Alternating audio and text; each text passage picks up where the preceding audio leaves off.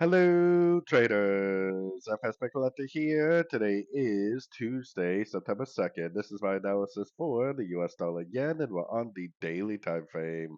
So on the daily, the US dollar yen, or really all the yen pairs, turned very hard up this morning. As you can see, it did not go down and give us that break of structure, which means that we're probably still within a correction.